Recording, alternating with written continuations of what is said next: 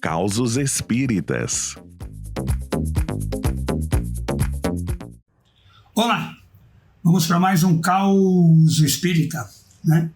Dessa vez uma história que aconteceu recentemente, em 2021. Até então, a minha futura nora, né, desencarnou repentinamente, né? Foi uma situação muito difícil, muito dolorosa para todos nós, porque, afinal de contas, ninguém espera que uma moça de 29 anos, jovem, transbordando saúde, de repente desencarne de uma hora para outra. Ela sofreu um aneurisma, era uma coisa assintomática, e ela acabou desencarnando. Foi uma situação difícil, e eu me lembro que meu filho ficou muito mexido, muito chateado, e a pessoa acaba até meio que correndo o risco de entrar numa depressão, porque não encontra respostas, né?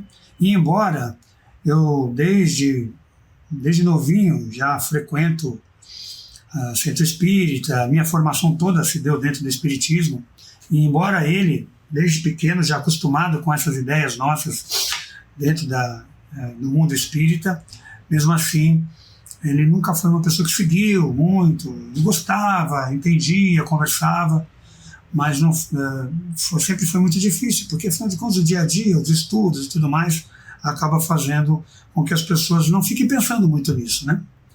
Pois então, poucos dias depois do desencarne dela, eu a vi na madrugada. Ela surgiu para mim, né? Eu já trabalho com a mediunidade de evidência já há muitos anos, e eu a vi. Ela estava, inclusive, na feição dela, dava para ver que ela estava meio assim perdida, ela não sabia o que estava acontecendo com ela, porque afinal de contas era muito recente. E eu então, ao vê-la, perguntei: mas por que eu estou vendo, né? Por que eu estou vendo ela? Porque tem toda mediunidade, quando ela é bem conduzida, quando ela é bem direcionada, ela tem que ter uma finalidade objetiva, né? E aí eis que então surge uma figura, né, masculina, um senhor que apareceu junto, olhou para mim fixamente, não disse nada, mas olhou para mim. E eu marquei aquela figura com muita intensidade, senti um momento, apesar de todos nós estarmos naquela condição, né, de coração apertado, eu guardei bem aquela fisionomia, e aí, enfim, aí encerrou o processo. E no dia seguinte, enquanto ainda estávamos nesse processo de IML e tudo mais, porque nós estávamos em plena pandemia, né, em 2021, era difícil fazer liberação de corpo. Nesse dia eu estava com a irmã dela atrás, junto com o primo, e meu filho ao lado no carro. E naquele momento de tristeza eu acabei falando: olha, eu vi ontem, eu vi a nossa queridinha ontem, né? Ela apareceu para mim. E aí eles olharam assim, perguntaram: mas o que houve? O que foi? Por quê? E aí eu disse: junto com ela tinha uma pessoa. Aí comecei a descrever a pessoa que estava junto, e na medida que eu fui descrevendo a pessoa, a irmã dela, que estava sentada no banco de trás, começou a chorar. Tratava-se do pai delas, que eu não conheci, nunca vi fotografia, não tinha tido nenhum tipo de informação a respeito, portanto,